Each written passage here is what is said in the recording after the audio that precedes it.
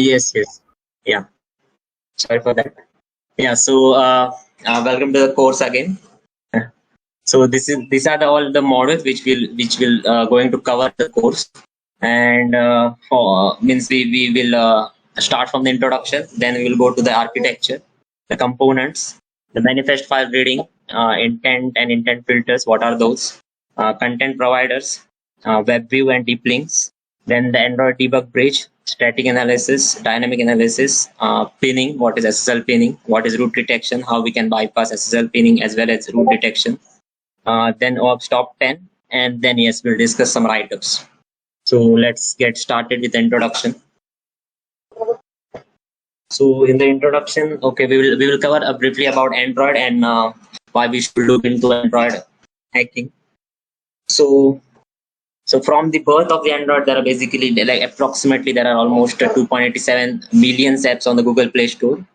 So there are plenty number of apps there. So people are just publishing the apps on the Google Play Store. Even we can do it. It's an open source. So you just need a developer account. You create an app and then publish on the Google Play Store. So you can just imagine like how people are developing these apps, means whether they are following the secure coding or not. And then yes, you can probably think of like how many will be the apps will be vulnerable. So actually, the Android is developed by Google, and as I said, it's an open source project, so anyone can just publish their apps on the Google Play Store. So the Android first launched in 2008 with the Android version of 1.0.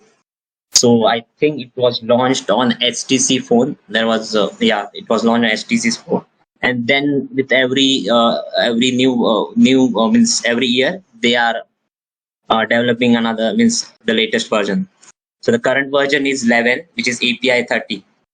So if we look on this Wikipedia page, so you can just check what are the different API levels. So as you can see, the 1.0 version was launched in 2008, which has an API level of 1. So as from then, with more years, they are just developing more Android versions. Like the Cupcake is 1.5 in the 2009 only they developed, and then followed by the different versions.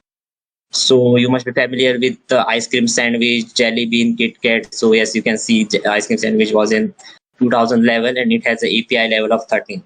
So API level is important. We will know as we go to the course, but just remember that this API level basically maps to the Android version. So currently, the stable version is Android 11, which is there on most of the stock Android phones, and now Google is moved to Android 12, which currently is in beta state. So as I said, the Android 11 is having the API level of 30. So as yes, it is the latest version, and the most of the stock Android phones are having it. So let's go to the course again.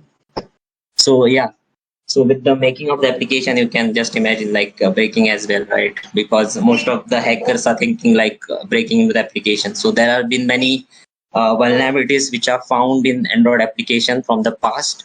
And in this course, as we move ahead, we are going to look like how we can break those apps, how we can find vulnerabilities, like how to find vulnerabilities, how to understand the application behavior and those stuff. So yes, this course will help you in that. So also, I also wanted to tell you that Google has launched a Google Play Security Reward Program. I think it was launched 2 years before. So basically, there are Google is giving there are some category. So if the application is having 100 million plus downloads, and if they are Google apps, then you can just pick them from a Google Play Store and start hacking. So if I can quickly show you.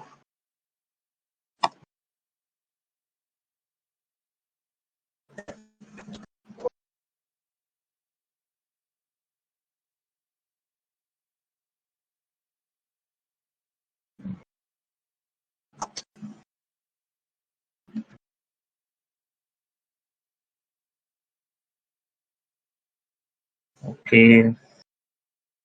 Okay, Pratik, if you can find, you can just paste that link in the chat. I'll show you once we have that. Yeah, sure. Yeah.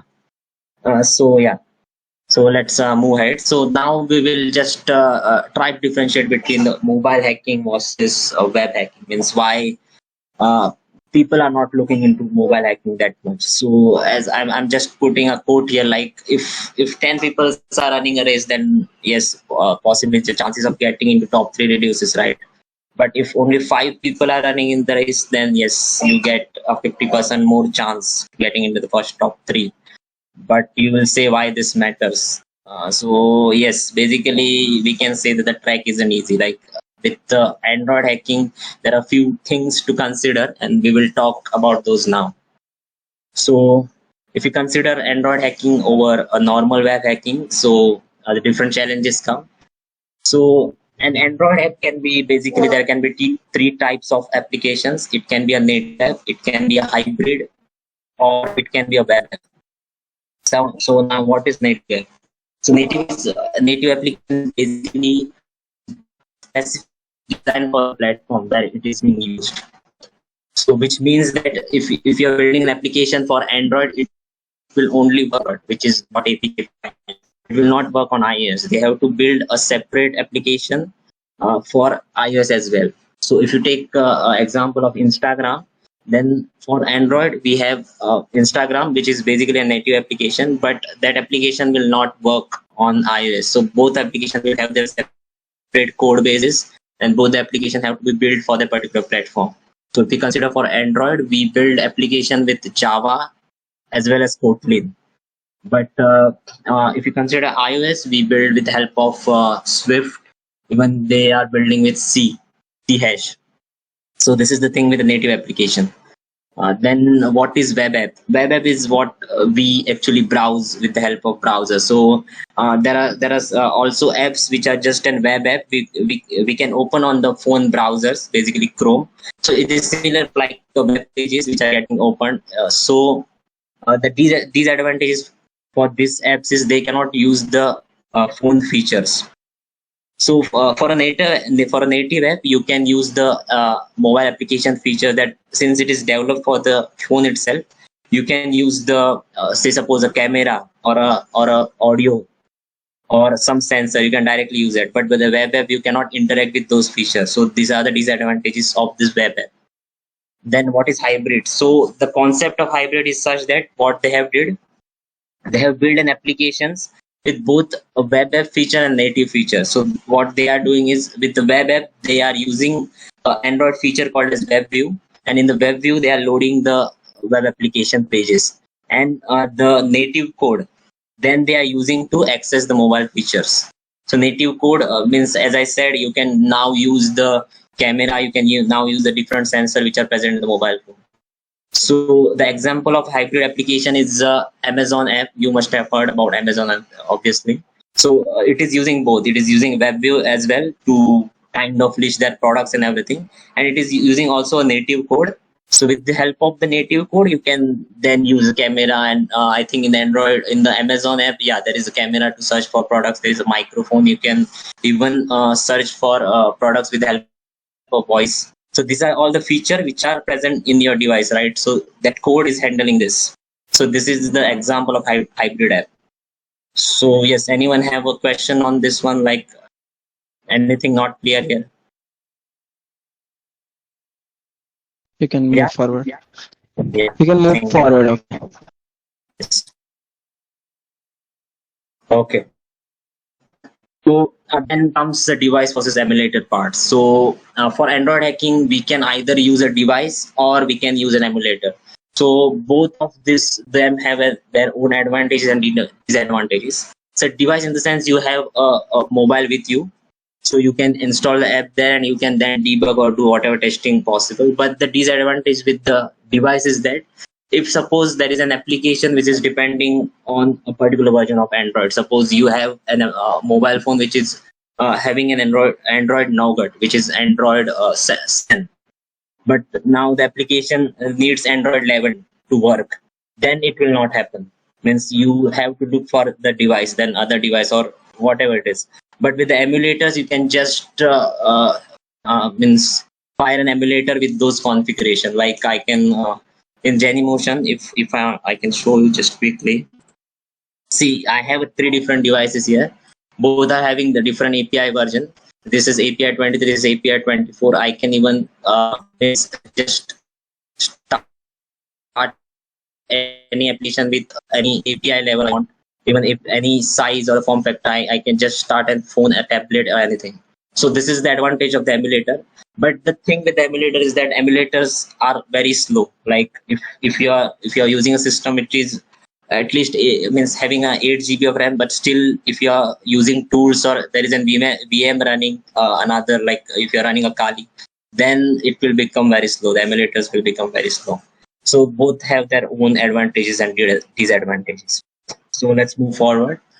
So if you are working with Android, then you must have a decent knowledge of Java or Kotlin. Since applications are built on Java as well as Kotlin, then you should have at least some knowledge of this. If you want to find bugs related to the code, or you want to find like exploit, you want to build exploit or find bugs in the code, then you should know the language.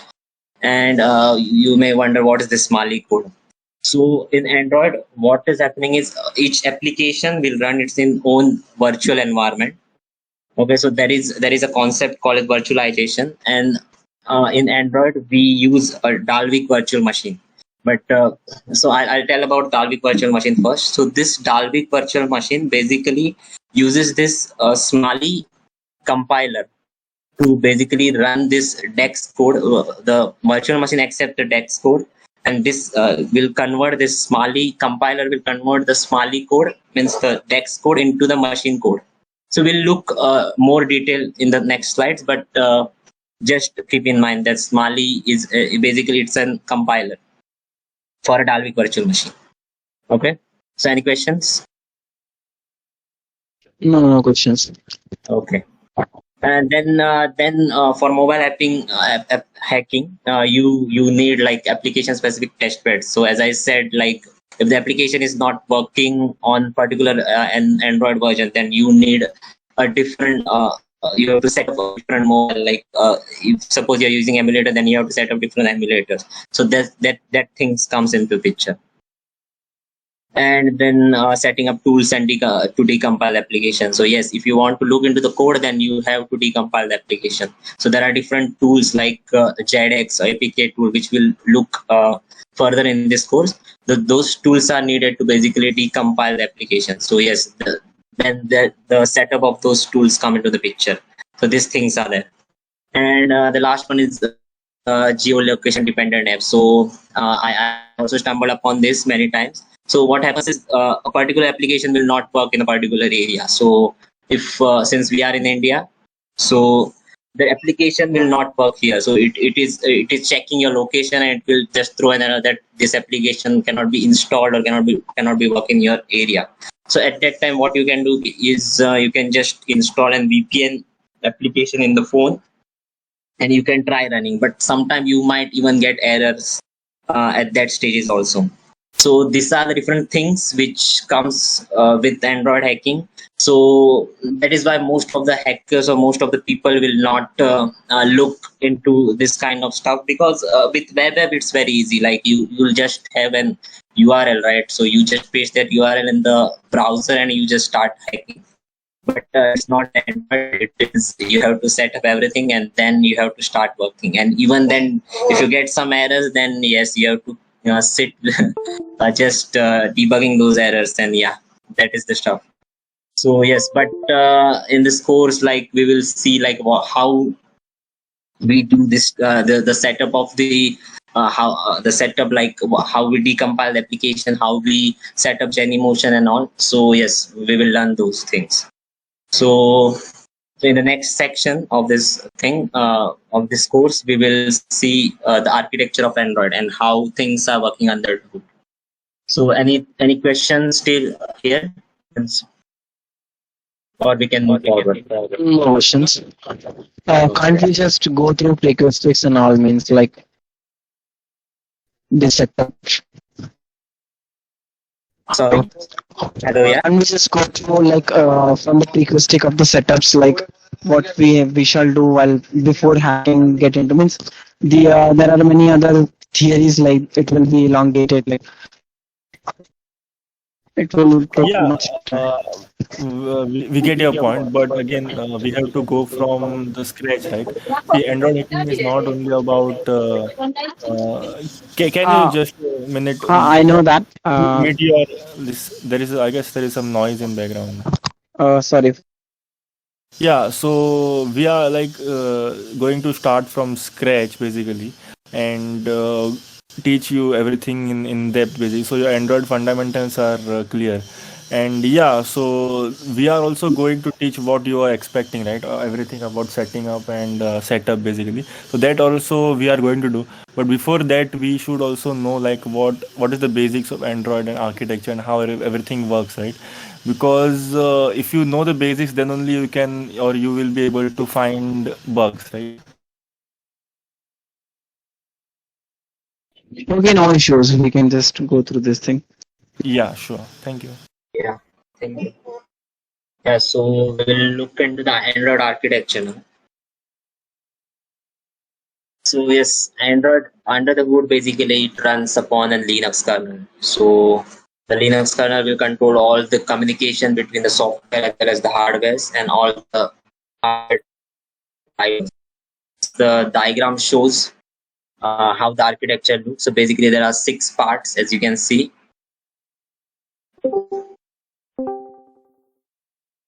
So hello, can you hear me? Gaming होते पड़ो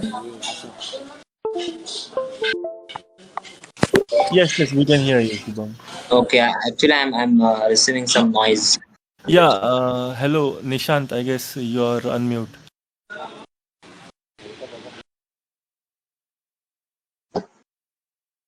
Yeah, can we move ahead?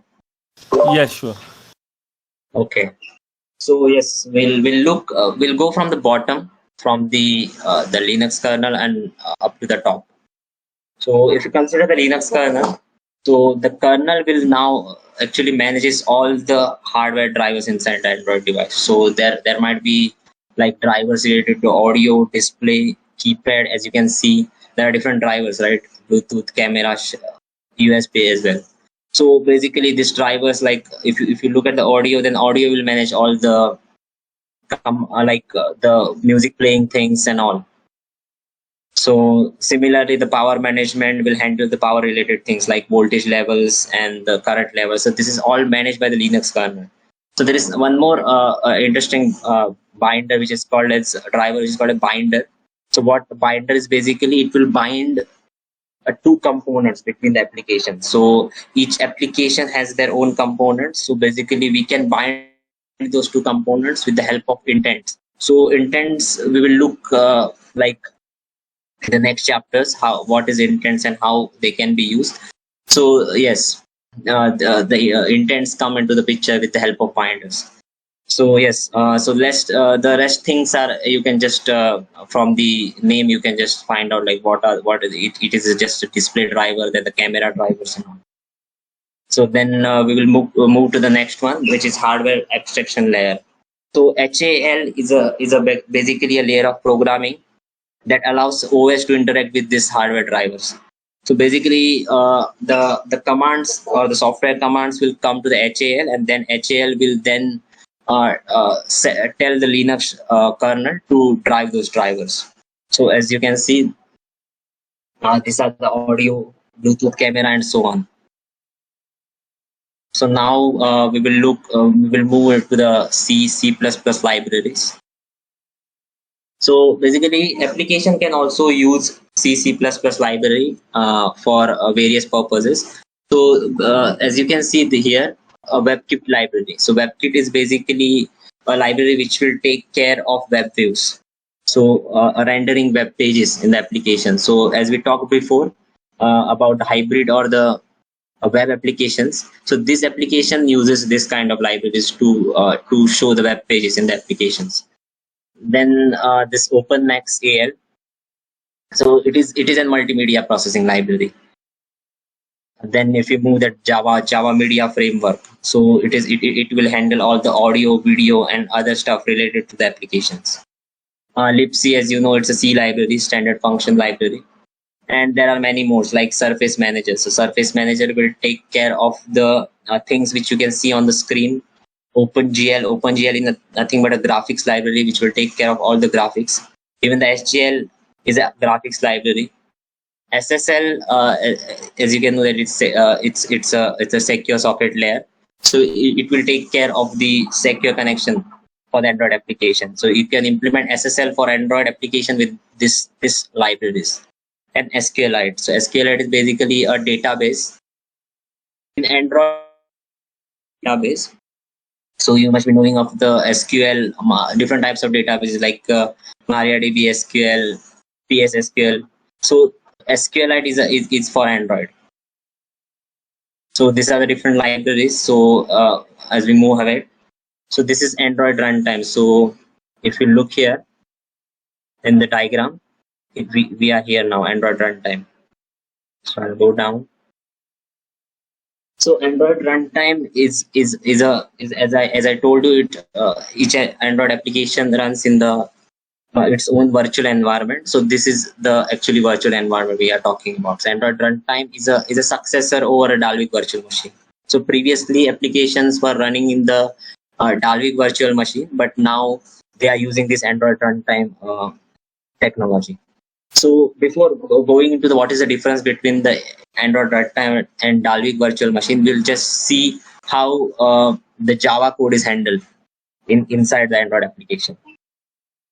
So in the left hand side, you can see how Java code is handled for JVM, and in the right hand side, you can see how it is handled for Dalvik virtual machine. So JVM is just simple. You have a Java source code, and then the Java compiler will convert it into Java bytecode, which is .class, and then JVM will handle that. And in the right hand side, you can see about a Dalvik virtual machine. So you have the Java source code, Java compiler then convert the Java source code to the Java bytecode, which is .class, and then the Dex compiler will convert into .dex with the help of Dex compiler, which is a Dalvik bytecode, which is getting run in the Dalvik virtual machine. So anyone have a question here or anything to ask? Anyone didn't understand anything? No issues, no questions. Okay.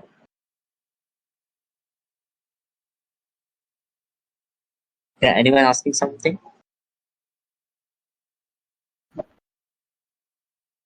Yeah.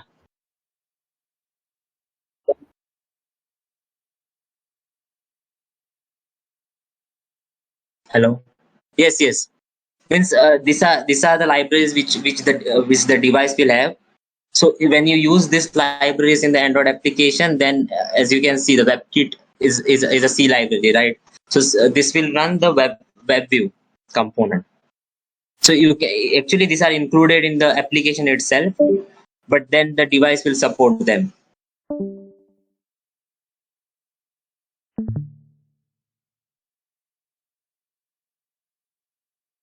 Hello, is it clear? Yeah. Yes, we'll move ahead. So as I told you, like what you may ask, like what is the difference between this Dalvik virtual machine and the Android runtime, and why ART is now used. So in a Dalvik virtual machine, the Dalvik bytecode, as we see .dex, is compiled to the machine code at the time when the piece of the code is called. So it is called as a just-in-time compilation. So if you take example, say suppose you are using say suppose you are using in Twitter and you want to upload a photo. Okay, so uploading a photo is activity, right? So whatever the code which is related to that activity will be compiled at that time. So this is happening. This was happening in Dalvik virtual machine, but for Android runtime, the code is compiled ahead of the time. Like at the time of installation, they will compile the code, and yes, you don't have to compile anything then. So as you can see here, what are the different advantages of AOT over JIT? So with AOT, you get twice the performance. Obviously, as in you are compiling it before the at the time of installation only, so you get the performance advantage. even you get increased battery life because the number of cycles are reduced. So you don't have to compile the code again and again. It is compiled at the time of installation only. Reduced start time of the application. Yes, it also affects the start time. So yes, we get a reduced start time with the AOT. And overall garbage correction also improves with Android runtime. So as we talked before, each Android application run into its own sandbox, and it is basically based on the Linux. So as how in Linux that each process has its own user ID. Similarly in Android, each application will have its own user ID. So since they run in a sandbox environment, not like one application cannot just check the processes of another application or check the files of another application. So which means like as I said here, which means like user ID 1000 will not be able to see any processes files related to the application with user ID 1001. So yes, this is the thing. So if I can quickly show you how this user IDs are. So let me. Okay, this I have one device open. Let me see.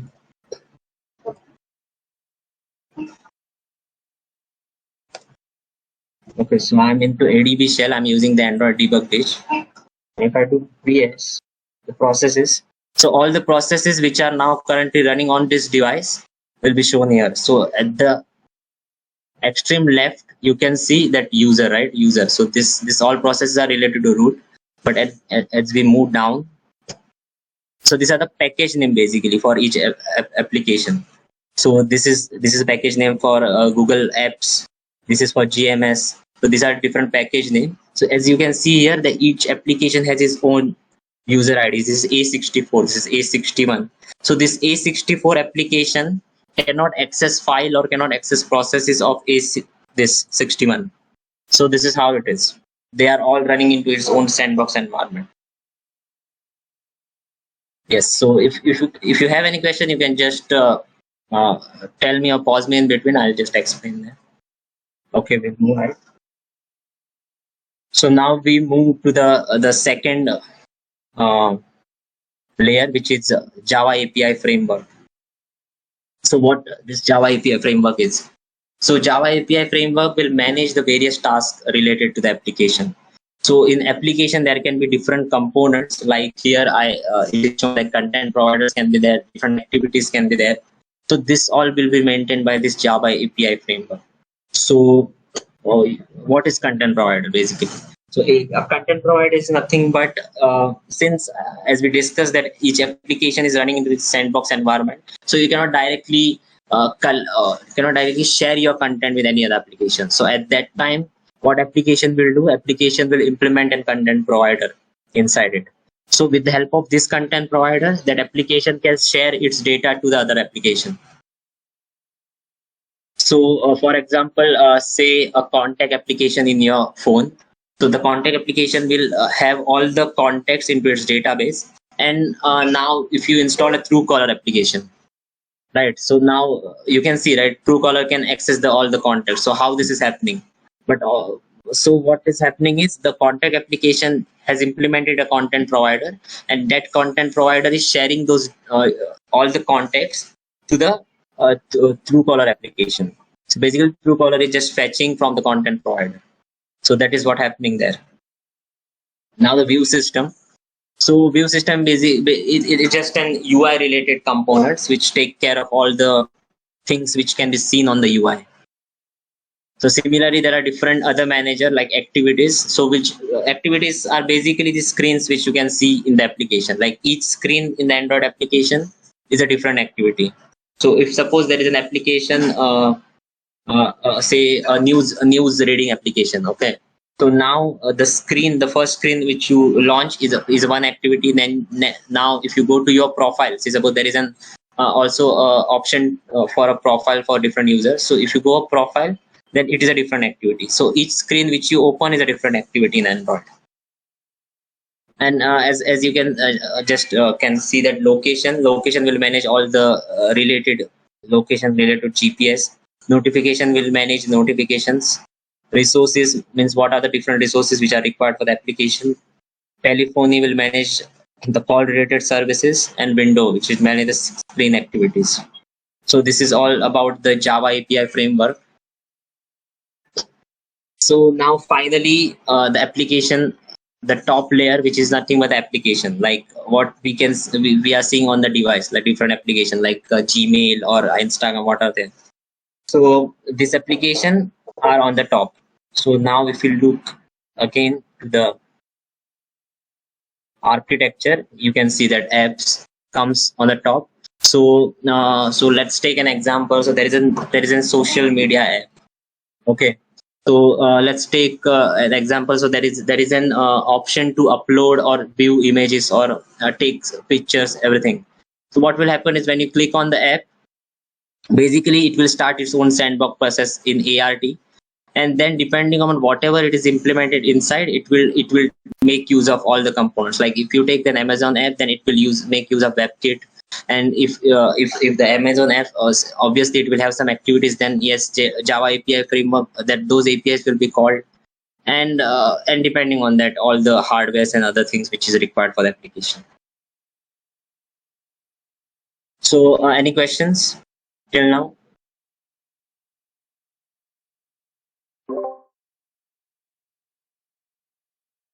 Yes. Yeah, I didn't get you. Hello. Yes, yes.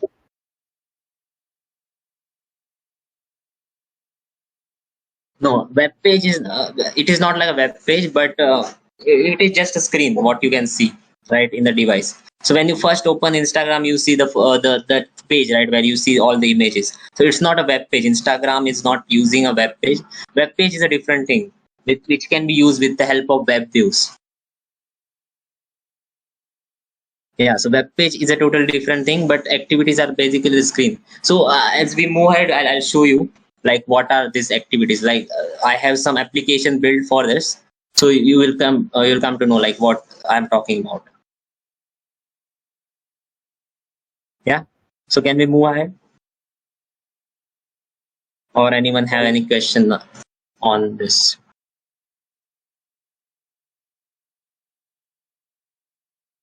Okay. Okay. So now we will move into the Android components. So yes, now you're asking about activities, so I'll tell you what it is. Yes. So there are four actually major components in Android. So one is activity, broadcast receiver, content providers, and services. So here I'll tell you what are activities. Activities are basically screen the user see inside the application. So now as I took an example here. So there is an application called as News Daily. So let's assume there are three screens: news, one profile screen, and one bookmark news. Then each of these screen correspond to one activity. So when you visit a profile, there is a that is a different activity. When you visit bookmark news, that is a different activity. So activities can be implicit or explicit. So what are implicit activities? So implicit activities is when the activity can be basically invoked by declaring an intent filter. Means what is an intent filter? So intent filter, what we do for the activities, if you want if you want those activities to be invoked by other application, we declare an intent filter for those activities. So these are these activities, implicit activities, so which can be invoked by other application. So yes, here is the example. So if suppose there is one application, and in that application there are few links if you want to visit. Like it's suppose there is a link called https://example.com. So whenever you click the link, and if the default browser is not set in your Android application, then you get this pop-up, right? Open with. So you can select which application you want to open. So what it is doing it, this Chrome, Firefox, or the internet, they have included this implicit activity in that manifest file. So they have declared an intent filter, which will then take that call when we hit the URL, and we will get this pop.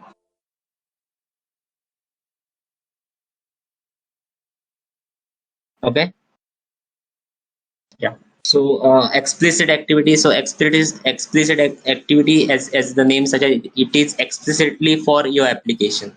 Like no other application can invoke those activities. So it is basically that. So each activity will have its own life cycle, basically. So here is a diagram for the life cycle. So whenever activity is launched, this events are launched. So I have an application which is made for this only. So let me open that. Let me quickly show you. Yes. So this is the application.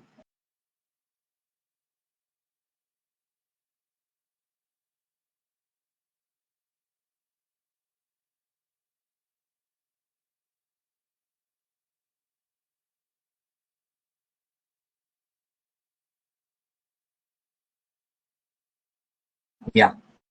Okay. So yes. So as I said, when you launch an activity, so basically this application has only the main activity, right? There is one more activity, activity two, but what this activity, it's a main activity. So when we open the application, that activity is started. So as you can see, so when I open the this application, there is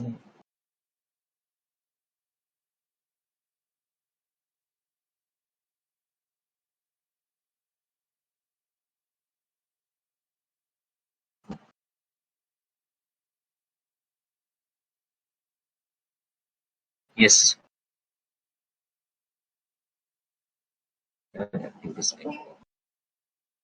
Just a second. Okay. So this is the app. So when I start the activity, my activity lifecycle app, you can see this on create is called, followed by on start and on resume. So these are actually the life cycles which uh, is given here on the diagram. So whenever the activity started, on create is called, then on start, and then on resume. So these are all called. And now if I minimize the application, so as you can see now say the user minimize the application with the help of pressing the home button, then at that moment on pause and on stop will be called. So let's minimize the application and see what happens. So let's minimize. See. So now on pause is called, followed by on stop. So if you again open the application, you'll see on restart is called. So now since we have restarted that activity, followed by on start and on resume. And now if you destroy the activity, on destroy will be called. So by clicking a back button, I'll just close it. You can see on pause followed by on stop and then on destroy. So if you look here, what we did, we just destroyed. We got on pause, on stop, and on destroy. So now the activity is shut down. So these are the different life cycle basically. So what you can do is you can define a code, like your own code in this different methods. So when the application is start, you can define your code in on start or on create or on start or on resume, and whenever the activity is called, that code will run. So similarly, when the application is minimizes, you can declare your code in on pause. So at that time, that code will run. So this is what it is actually. So anyone have any questions? Like if you want to look.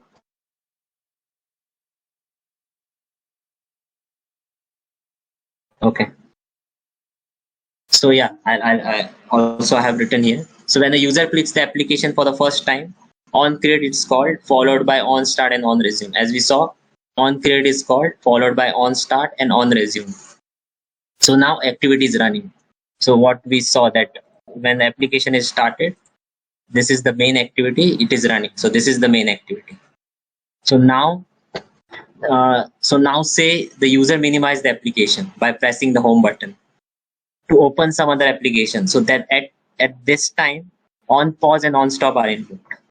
So as you can see, on pause and on stop are invoked. It is not destroyed because we have not pressed back button. Destroy means the application we are closing, but minimizes means the application is still there. See, the application is still there. So that's why on stop until we are going until the on stop only. So now if we open the activity again, we will call on restart followed by on start and on resume. So if you call, so if you even see here, so you can see the last three: on restart, on start, and on resume. So now, yeah, if you press the back button now, so it will be destroyed. So now it is destroyed. So if you look here, you can see that activity is now destroyed. See, on pause, on stop, and then on destroy. So why this is important is, if you look at this code here, so there are different, these methods are there. See, on start is there, on resume is there. So what I'm doing is I'm just printing a message in the log that I am on the on start now. So as I told you, you can just write any code here depending on what you wanted to do there. So if suppose you have created an application and when you minimize it, you want to do some action. So you can just write that code in on pause, and whenever it is minimized, that code will run. So this is the importance of that particular life cycle, like this different methods. So if no one has any question, let's move ahead. Okay. Yes. Yes. Every activity, as I said, every activity will have these methods. So these are the basic methods. So you can implement them, or you can means it is not compulsion that you have to implement them, but you can implement it and then run your code depending on them. Yes.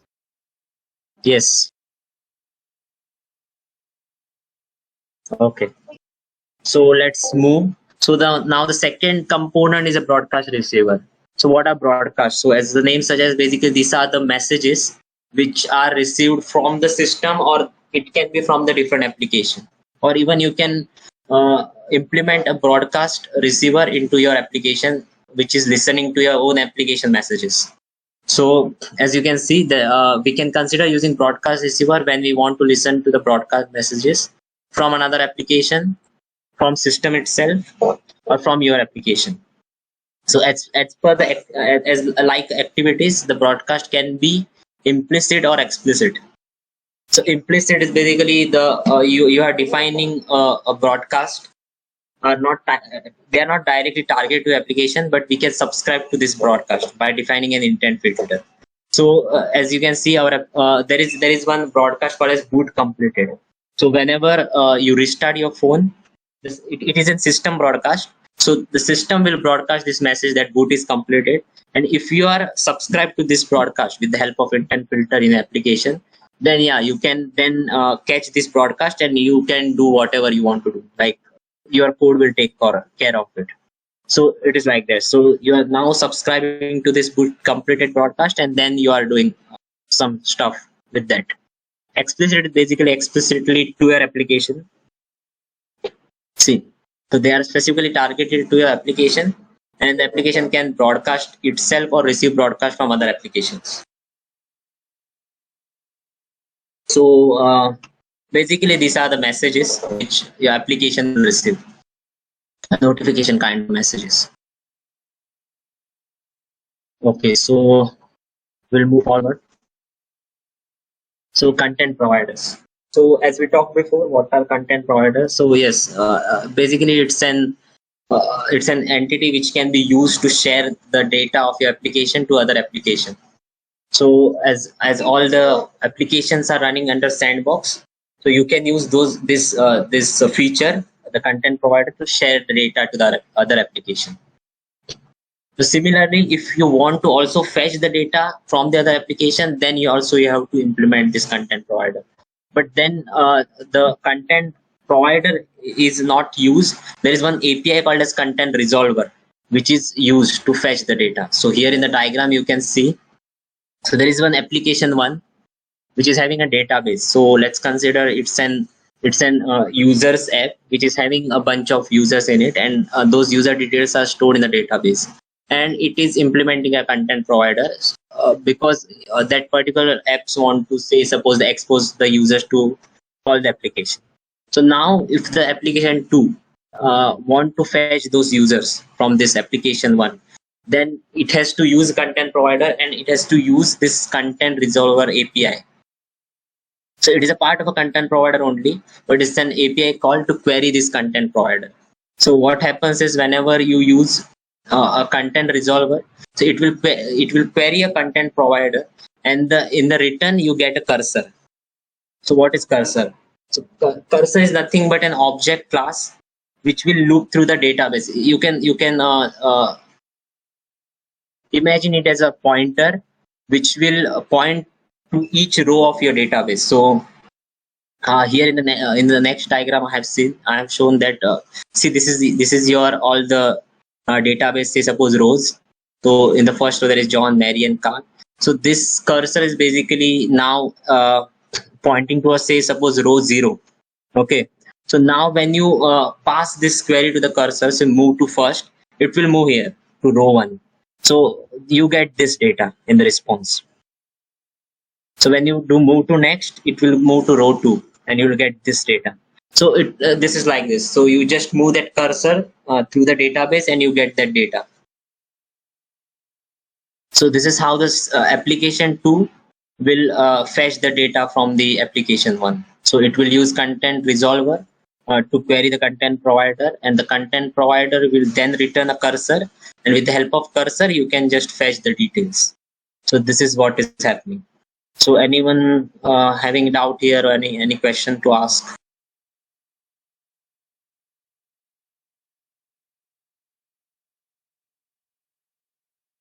Okay.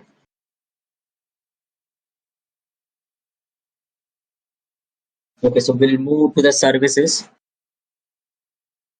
So services are nothing but a processes which runs in the background. So there is no UI for the services. Like for the activities we have UI, or even for the broadcast there is no UI, but still you can see the broadcast. But the services are basically the background processes which are running in the application.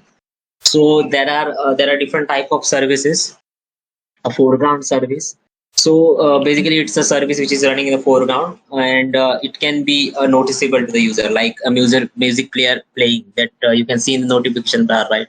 You can just pause the music, you can just play, means do forward, or if there is some file download happening, then you can see that in the notification bar.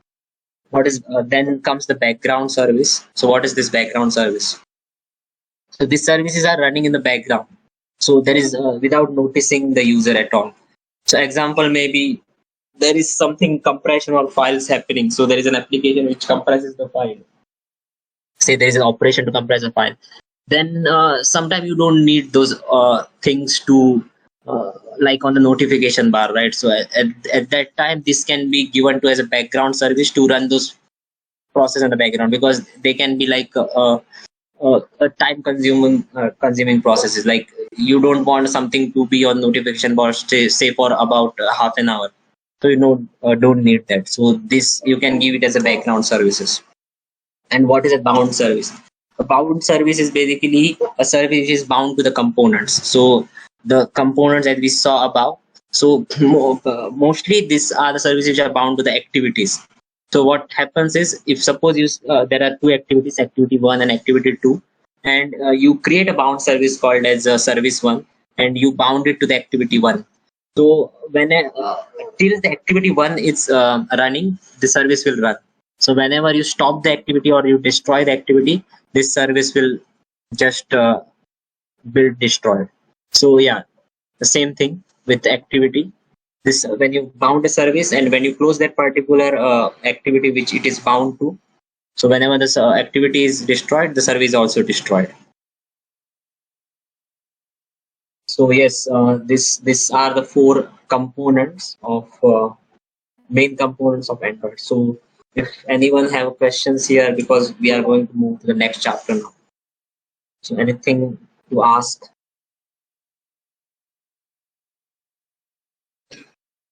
Bound service can be okay. Say only the music app only. Okay, you're running the Shopify app, right? And in the Shopify app, if Shopify, no, the Spotify, okay, okay, Spotify app, and in the Spotify app, you're running a particular music, and say now you just destroy that application, then so that particular music which is playing, which it is bound to that particular service which is playing the music. So when you destroy the app, the bound service, I mean the music will stop.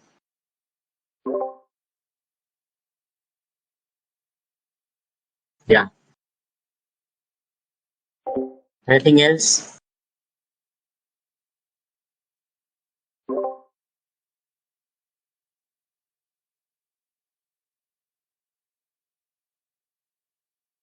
Sorry.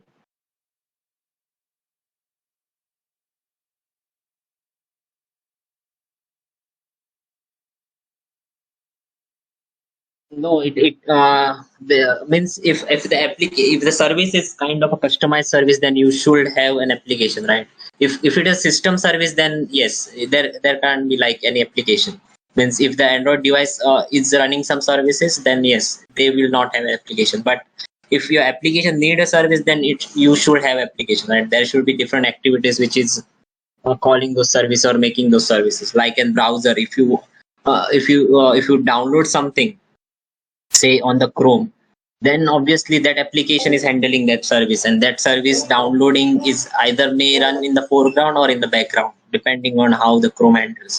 So I think the Chrome will not show anything is downloaded in the notification bar, I guess. So it is kind of a background service. So this is the thing. Yeah.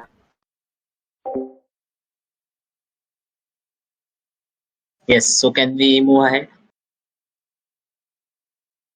Yep. Okay. Okay. Now we will move to reading of Android Manifest XML.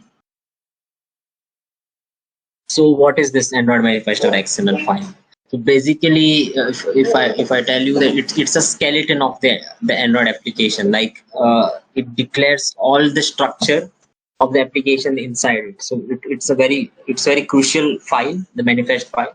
So if you want to know what your application is doing, or what are the different activities which are there in your application, or what are the permission it requires, then you should always look for the Android manifest file.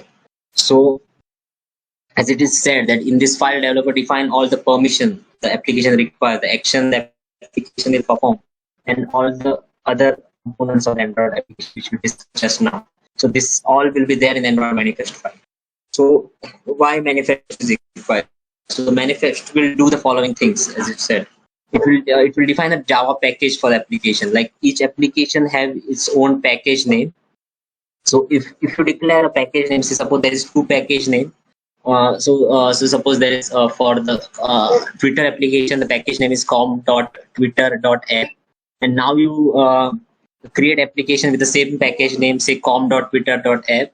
Then that application won't install in the Android device, because there is the conflict between this package name. So this is the actually importance of the package name. So each application will have its unique package name, and no two applications should have the same package name. Otherwise, it won't be installed in the device. So it also defines the permission which the application needs, as I said. So there will, like, your application might need a permission to access camera, Bluetooth, phone, storage, or music, or external storage, such things. So it all will be declared in the manifest file. So it also defines the application components like activities, services, content providers, broadcast. So if these components are not declared in manifest file, and still you include them in the code, then these components won't run. They have to be declared in manifest file, otherwise they will not run. So it also declares the minimum API level that the application requires. So as we saw before, each Android version has its own API level. So this also tell us that what is the minimum API level that application is required. So say suppose the API level, so let's say for KitKat, the API level is 19, right? So if suppose the minimum API level is 19, then that application will work only with KitKat. It will not be installed on the Jelly Bean because the minimum API level it's 17 here. So since we declare it is 19, it will run up to KitKat only. It will not run on Jelly Bean. So this is the significance of that. So it also defines the permission required by the other application in order to access the protected contents of the application. So as I said, it also has the component which has the intent filters. So intent filter basically allows the other application to access this component. So yes, these intent filters and all are declared in the manifest file. So here I have a basic structure of the manifest file and some of the components, the common components which are there. So as you can see, at the root there is a manifest tag. So manifest is at a root element of the manifest XML file. So what we have here is we have a namespace which is Android, and we have a version code. We even have a version name and the package name, which I told you, package name. So let's see what it is. So the manifest file. So yes, what is the package name? So at the installation application is built. At the time of install, what it signifies actually. So it uses this namespace for resolving any class name which is declared with the relative path inside this. So if you have activity having a name, that dot main activity, then it will be resolved as com.example.main activity. So it will resolve to this package name. So as you can see here, there is an activity called as dot main activity. So we can even write like this. So if you have a package name here, so it can be written like this, the activity name, but also it can be written like this. So it is simply going to resolve to this package name only. So this is what this point means. So what is version code? So it is a version number which is used for the internal tracking. It is for developers. Means user will not see those version code. Only if you decompile it, you will see version code. The version name it is shown to the user. So version name is what we see on the Google Play Store. That is the different version of those different applications. So now if you look, there is also a element called as uses SDK. So as we discussed that for this manifest file, it is using a minimum SDK version of 19. So what is a minimum SDK version of 19? So as we look here, so see 19. So it will run only on KitKat. Means after KitKat it will run. It will not run on Jelly Bean. So its minimum SDK version is this 19. So target SDK version, so it will run up to 29, and max SDK version is also 29. So it will run up to 29. 29 is Android 10. So this application will not work on Android 11 because we have declared that the maximum SDK version is 29 and even the target is 29. So it won't work with Android 11. So yes, so anything here to ask? Okay, we'll move forward. So there is another element called as uses permission. So these are the permission which the application actually uses. So here one example is it is using a permission called as write external storage. So basically I think that we can say that this application is wanted to write something in the external storage. So that's why it is using a permission. So if you're not this permission, if it is not defined in the Android manifest, and if you want to write, then that will not work. You have to declare this permission in the manifest. Otherwise, you cannot write into external storage. So let's talk about the permission. We talked about uses SDK. So if you want to know more, so yeah, minimum SDK version. So this specifies the minimum API level for which the application will work. So as I said, if its minimum SDK is it's KitKat, so it won't work on Jelly Bean. So like that, the target SDK version. So it is target for 29. So it will not work for 30. And similarly, the SDK version, max SDK version.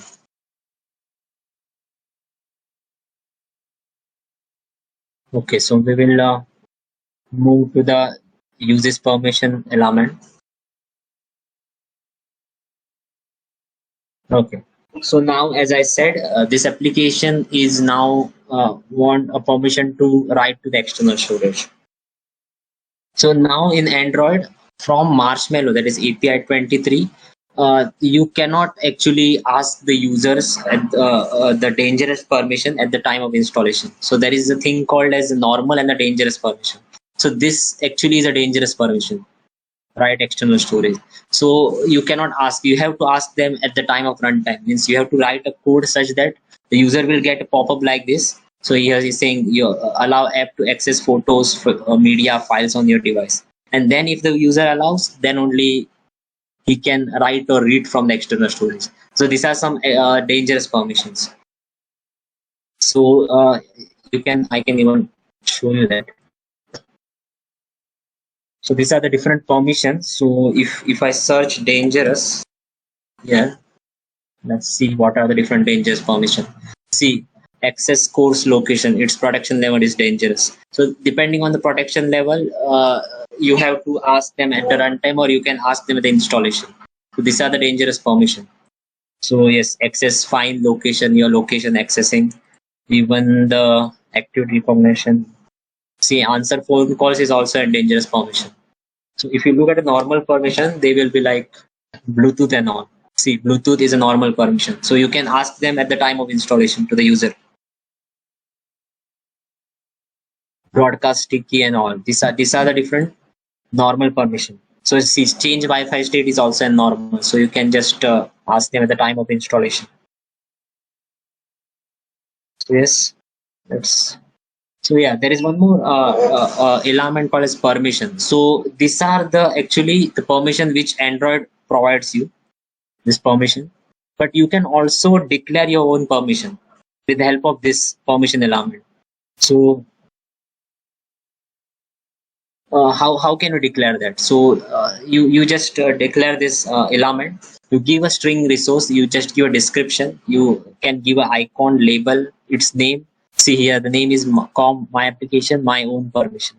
So what I am doing here is I'm declaring my own permission, and then I'm also providing the protection level to it, whether it's a normal, whether it's a dangerous, or a signature, or it's a signature. So we'll talk about what is the signature thing is. So as you can see, the name, the icon is basically the icon for that permission label.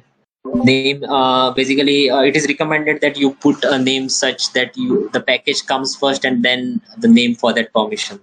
So this is the thing. So yeah, hello. Yes.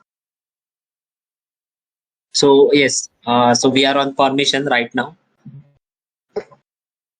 So as I told you, there are types of protection level: normal, dangerous, and signature.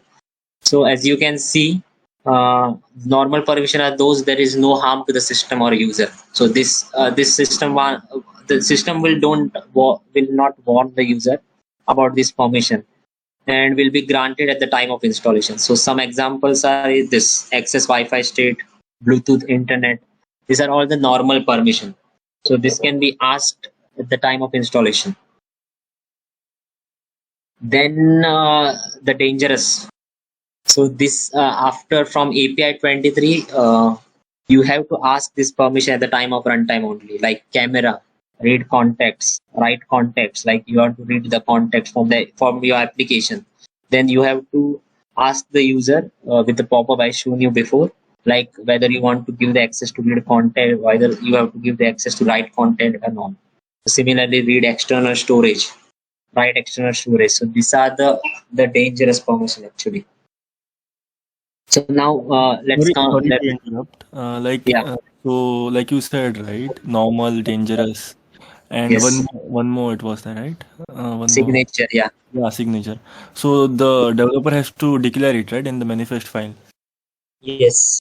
So and accordingly, he has to use the permission. So is it Yes. possible, like suppose, and according to the permission set, for example, if he declares normal, then it won't be asked, right, for the user, like to allow this or not.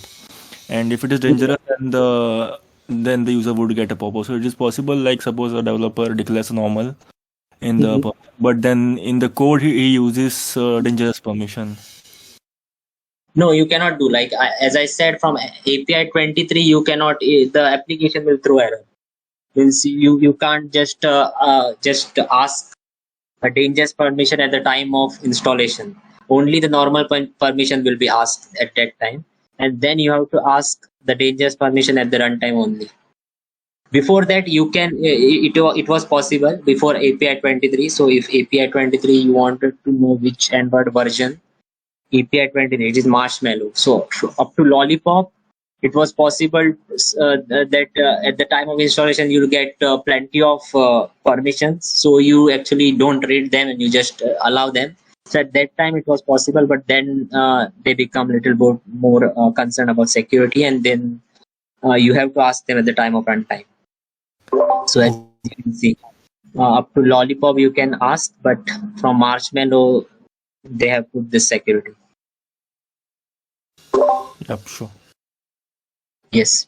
So then comes to the production level signature. So which simply means that if application 1 is declaring a permission of for its component, then application 2 trying to invoke the application 1 component has to be signed with the same certificate.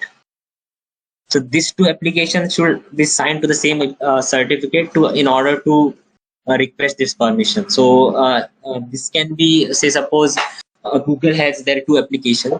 So obviously, since it's from Google, both the application will be signed. Means that is not necessary, but if those application has to be something integrated with each other, then they have to be signed with the same certificate. So then only you can ask this permission. So this is what the signature is, basically the signature thing. So now we have talked about the uses permission. Now we'll talk about the application element. So this application element will have the sub elements like we discussed. These are all the Android components, which are activity, receiver, service provider. So this all has to be declared inside the application element. And application element also has some attributes, so which we are going to discuss now.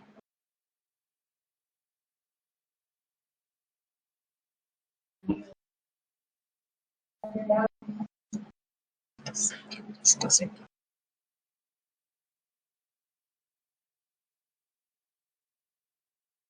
Yes. So now the application element. So application element, as I discussed, has a sub elements, the different components, and it also has some attributes. So now we will go into this attributes. So the one of the attribute is allow backup. So what is this allow backup basically? So allow backup determines whether you can take the backup of that application or not. So if allow backup is true, then you can actually take the backup of that particular application through ADB. So most of the time during pen testing also we give this as a low severity or medium severity issue, because this means the application should not have a backup through, because if suppose a user get a physical access to your device, and if he can enable USB debugging, then he can just connect that device to the system and take a backup of the application. So this is the allow backup actually. So what is this debuggable? So debuggable, basically you can debug the application at the runtime. So this is actually used by the developers. So at the time of development, what developers do is they put this debuggable through, so that it will be easy for them to debug. Means they can get the error messages, they can get the different things which are running the application, and then they can debug. But at the time of production, they forgot to put this as a false. And yes, if a malicious user can means get hold to the device, he can just debug the particular application and just see what the logs it is creating. So it is recommended to put debuggable as false when pushing the application to the production. Now this enabled. So basically this is a global on off for all the components declared inside the application. So each component will have this attribute enabled. So if the enabled is true here, and suppose there is a component inside the application such as activity, and there is also this attribute enabled, So that enabled will be even through there. So it is just a global. If it is through, then all the other components coming inside its application will be true. There is no need to declare this thing for them. If you want to override, then you can declare this enabled attribute for that particular activity or any other component to any other value. So if this is true and you declare for the activity false, then yes, it will be false, that particular activity. So this is a global on off for all the other components coming inside the application, but you can still declare them and then override this one. So any confusion here or anything to clear? No. Okay. So now the icons are nothing but a drawable resource. The string, the name, the application will have its own name. So as we decide the permission, so it might have some permission. So this permission will be same like this permission will be will be for all the component inside the application and the theme. So now we move to the component inside this application element. So first component is activity. So activity will have its name. So this name is basically the class name, so which implements this activity. So as you can see, the name of the class that implements the activity. So this activity will have some name, and since we have not placed a package name here, by default it will take the package name which was there in this. As you can see, this package name it will take. So it is an attribute of a manifest. So we can even write the package name, or we can just like this dot some activity. So package name will be appended by default. So it is enabled, as I said. If you make it false here, then it will override the enabled true from the application element. So it was a global on off, but you can even separately define this. So now comes the exported true or false. So as I said, there are two things here. So if you declare an intent filter for a particular component, then by default becomes true. The exported becomes true. But if you declare this, if you only declare this and you don't declare intent filter, then also it becomes that particular activity or component can be called by the other applications. So as I said, so if you want the activity to be started by another application, then we can set this to true. So if you set this to true, then yes, other application can call this activity. So most sometimes people get this kind of bugs, right, wherein the exported is true for the particular activity and they can call this activity from the other application. So as we move ahead in this course, we will look into this, like how we can call activity with the help of intents, and how we declare a particular activity as exported with the intent filter and as well as with this attribute. So Can you elaborate on the exported thing a little bit? Okay. So as I said, if the exported is true for a particular activity, then that activity can be called by other application. But if it is false, then you cannot call it. Okay. And one more thing you said, right? Like default, it is true or something like with other. Yes, when we declare an intent filter for the particular activity, then this exported you don't have to declare this. The exported is true because we have declared an intent filter there. So you don't have to declare this. It will be true. Okay. So yes, as I said, if the component is having intent filter, then the value of this attribute is by default true. So Okay. yeah. So now similarly, this particular component might have a permission. So as I said, you can give a predefined permission which the Android provides, or you can even declare your own permission, then give it to the this particular component, that is activity. So these are all the common attributes for a particular activity. So now we move to the service element. So similarly, like the activity, it will have the similar attributes like a name, which is the name of the class that implement this service. It will have this enabled true or false, even the exported true or false. So similarly, if it is true, then it can be called by the other application, and false, then that service cannot be called. It can be used internally by that particular application. So similarly, the permission. So if you make the service dependent on any permission, like if you make the service dependent on say Bluetooth or something, then only it can be called. So first we have to declare that permission in the manifest file, that my application needs this permission. So you have to declare like uses permission Bluetooth, and then only this service can be called, because it depends on the Bluetooth permission. So I'm just giving an example. So if you don't call that particular uses permission element and then take the particular permission, then this services cannot be called, because as we said, like it is dependent on that particular permission. So this is related to the services. So yeah, so these are the 4 common attributes basically: the name, the enabled, exported, and permission. So similarly, receiver. So as we discussed, these are the broadcast receiver, which will receive the messages from the system or from the different application.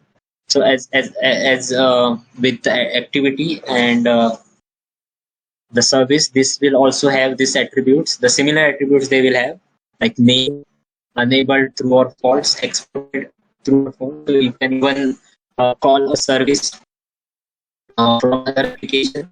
Or if it is false, then it cannot be called. And they have so as you can see. So any question till now?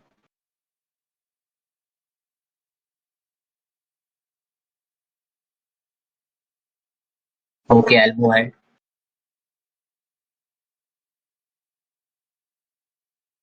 Okay, now comes the provider. So with the provider, there is one more attribute which is added. So you can see there is Android authorities. There is one attribute which is added. Rest all attributes are same, like enabled, exported. So provider can be exported or it cannot be exported. It has a name and permission, but there is one more, this authority. So what is this authority basically? So all the content provider which are declared should have at least one authority declared to that particular authority. So why this authority is needed? So when an application tries to say call this content provider, then they make use of a content URI. So this is how the content URL looks. So let's here I have taken an example. So there is one application called as my content provider, and it has some users. Okay. So what here happening is the application which is trying to fetch the user details will use this content URI to fetch those users from this application. So this is an URI. So basically it will have a scheme as content. It should have a scheme as content, otherwise the content provider will not be called. This is the authority. So as I said, this is the name of that content provider. So each provider will have as unique authority. So this basically is mapping to this content provider. So when I give this authority, that means I'm calling this content provider. So there can be a content provider called as my content provider 1. So there can be more than one content provider. So when I do this content URL, then that means that I am calling the other content provider in the same application. So it is not necessary that an application will have only one content provider. It might have one or more content provider, and those content provider might have different names or different authorities as the developer decide to give them. So just an unique identity for them. And this path is basically the path, like I want to call the users. So just identify the path. So similarly, as I said, this 4 you are familiar with: the name, or the name of the content provider, the class that implements content provider, whether it is enabled true or false, whether it is exported or not, and whether it requires some permission to means that call that content provider. So can I quickly show? Let me see. Okay. So there is one application which I developed. Okay, so this is my users application. So let's not go to the code, but what basically it is an application which has some user inside the database. So I have integrated a database to this application, and it is having some users. So there is this application, my users application, and there is one more application called as my resolver application. So basically, this application will call the content provider which is declared in my users application, and then fetch this content. So as you can see here at this line, I have declared that content URI. So see that content, and this is the authority for that particular content provider. So if you go to this application, my users application, in the Android manifest, you can see the provider element, right? As we discussed just now. So it is having one name. I given the name my content provider. It is having this authority. My com.example, my user app content. It is enabled through and exported through. So since it is exported through, the application, my resolver app can call it. So here I'm calling it, and then I'm fetching the data from it. So let's see whether we can just run these two applications. So authority is kind of just a name, right? Yes, authority is just kind of a unique name for it. So is it like the database name or something like that? No, it's not a database name. It's a name for that particular content provider which will handle that particular operation.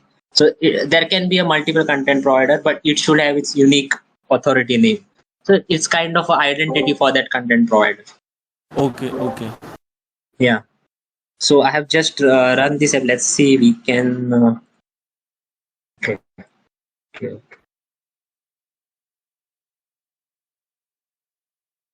Okay. So my users app. Say add. Okay, so there is this user I have added just to the my users app. So this is username test age 11 and ID 1. Okay, so let's since this application has implemented content provider, now it is basically what we can say, giving this content to the other application. So now from my resolver app, what we will do, we'll just try to call it. See, so I have not written any like fancy code here, means like UI related, but you can see that it is directly calling. Whenever the activity is invoked, it is calling the content provider from my users app, and it is displaying the data. So if you want to see more, I'll just add one more user here, and that he will call and he will show. So added. So whenever I open this, let me open it. So see that user got added here. So basically this my resolver app is using that content URI to fetch that details. So we will look into the more into this when we move to the topic content provider, like how these applications are behaving. But just to give you an idea, I just wanted to show this. So yes, is it clear like what is happening? Yeah. Can you just show the brief code like you used to call the content provider from my resolver app, just for the basic understanding? Yes. Okay. So this is the main activity. So I have just written the code in the main activity itself. So since as I said, I am giving the content URI to it. And So then this is the only line, right, that you have to use in your application to call the content provider. Nothing else you have to modify in Android manifest, some other thing. No. See, if you look into manifest, there is nothing else. There is just this activity, which is the main activity. So if you want to implement it, then you have to declare it in the manifest. But here we are not implementing it; we are just calling it. So we have not declared in the manifest. So if you check the difference here in the my users app in the manifest, you can see that we have declared the provider, as I said. You can see, right? There is a provider declared here. Yeah. So it is having the authority.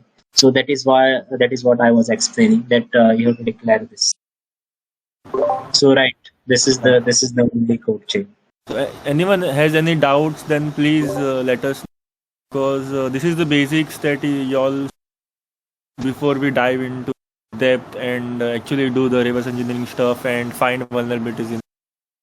If you have any doubts, just make sure to clear them now. It's thank you. Okay.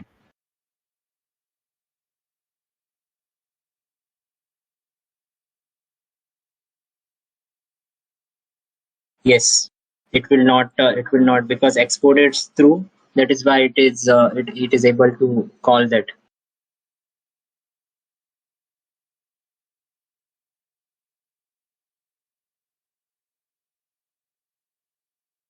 Yeah. Once we move ahead, I think I'll also make one application where I'll put that condition where exported is false and still you are trying. Then it should not happen. Sure. Yeah. So now, as I said about this intent filter element, so let's just look into it. What is this intent filter? So intent filter basically specifies that what intent the activity or the components will respond to.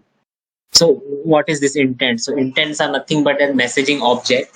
So it is basically like for a component, it will decide its behavior, like which intent this component should respond to. So this is basically defined by this intent filter. So as you can see, it declares the capability of the parent component. So you can see these are the different elements which comes in the intent filter, like action. It is a string, a category. It's also a string, and a data, like what is the scheme, what is the host code path. So we'll look more into it. So see, the content of the intent filter is described by the sub element. So actions or action can to be performed such as action view, action edit, action main. Here what happening is if you declare the action view for this intent filter, so whenever there is an component or activity invoked which is declaring an intent with this action view, it will invoke this intent. So similarly, there is a category here. So it will give more information about the action to be executed, such as category launcher. So what is this category launcher? So if you remember, I'll just go up. So you can see here for the main activity, the category is launcher. So what does this mean is whenever you launch the application, this activity will be launched first because that is what this category determined by the Android. So category launcher will be the top level launcher on the application. So if there is another activity for that you declare this category launcher, then that activity will be launched first whenever you open the application. So this is the category and the data. So data to operate on. So it can be a MIME type like an image slash JPEG or text HTML or just an URI. So like URI in the sense you have a scheme, you have a host, code, and a path. So this is, but we'll look more into this practically. Just a second. I'll just open an application where I have.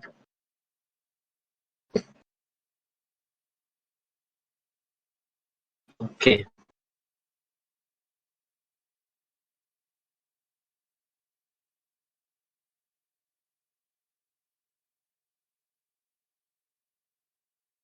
Just a second.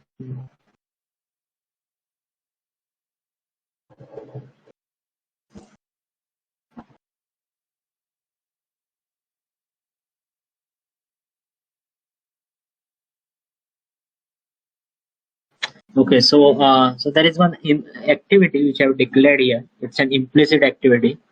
You can see I've declared action. Its action is and its category is default.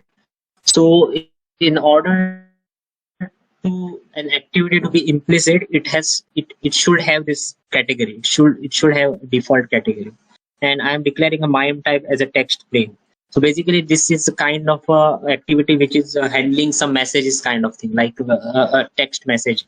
So this is the implicit activity intent filter. So what we will do, we will go to this app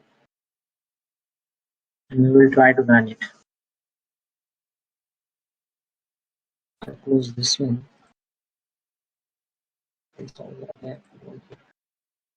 Okay, and we will also run this app. And don't worry, we will also look more into this when we move ahead. But just wanted to clear these things. So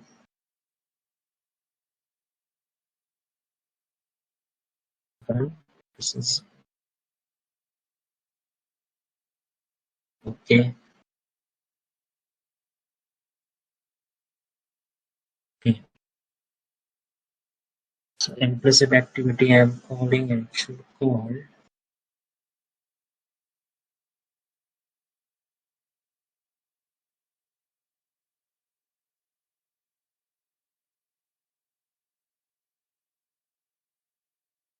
Okay.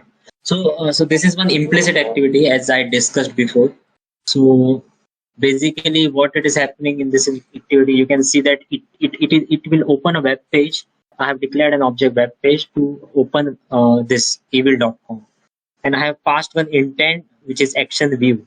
So what this will do is whichever application in the and this device which has declared that intent filter to handle this action view will automatically get opened. So when I click this, you can see that default browser is responding to this particular this activity. So that what this means is this particular browser has in its manifest declare an activity with the intent filter with an action view. Okay, so when I send this action view and it will handle this URI and it will open that one. So you can see that it is opening that.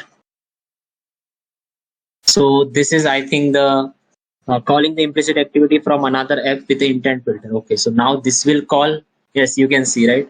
So if you look here in the course app 2, in the activity, you can see that it has declared this intent filter send. Send means it will respond to the text messages like this here. So since you can see, right, messaging is also now invoked because it has also declared this intent filter in its manifesto that is responding to the send. And now category is default and text plain. So now see, you can see my application is also coming up here. So when I click it, it will just open that application. So implicit activity invoked with intent filter. So this is actually how the intent filter works. So I think there might be some confusion because I have not gone through all the code, because we will move in the next chapters, we will look into that. But to get a basic idea, this is how it is. You declare an action, you declare a category, and you declare a MIME type for which this activity will respond to. So this is this activity. So if you go to this activity, implicit activity intent filter, so in this activity you can see, yes, this activity will be invoked. So this activity was having that text. So that is the text I am seeing, that implicit activity invoked with intent filter. So yes, and any questions here, like anything you got confused with?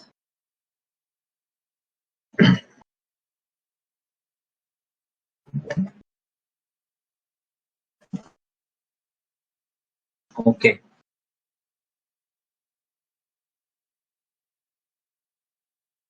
So yes, basically, I think we are done for this session. Means for all the chapters we have covered for this one. So now we will actually take question and answer sessions. Like if anyone have any doubts, they can ask now. Anything related to this topics, like we covered Android architecture. If you remember the architecture, we covered Android components, all the 4 components that are activities, broadcast receivers, content provider, and service. And we also looked into the manifest file. What are the different components of manifest file and how it is like activities, how they are defined and how the other components are defined. So if anyone have any questions, they can ask now, or we can discuss your doubts. Anything else also is fine. If we don't know them, we'll just find out and we'll reach you. So yes.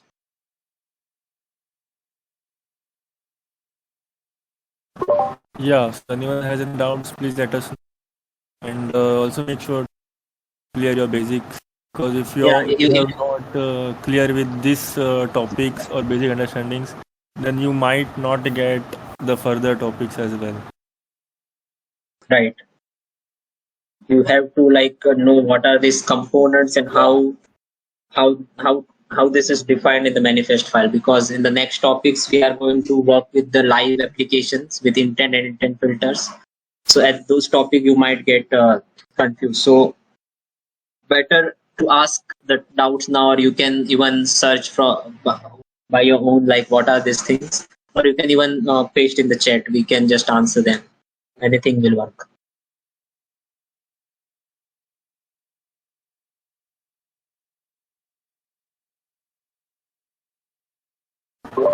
I guess there are no doubts. So yeah, so we can wind up for today's session. Okay. Yeah. And also, guys, I hope the speed is fine with you all. It's not fast or too slow. Yes, if it is too fast, then please let me know, because I think it is quite. I might be, because it's my normal speed what I am explaining, but you can just suggest me if I'm too fast. I will go a little bit slow next time. Yes. The session was very well. Yeah, so yeah, in tomorrow's session also make sure to join on time. That is at 3 p.m. itself. Yes, and tomorrow will be more practical. So yes, I'm excited too. Yes. Thank you, Subham, for the great session today. Subham, Yeah. tomorrow on the same time, right? Yes. 3 o'clock. Oh, okay. Yeah, sure. Thank you, guys.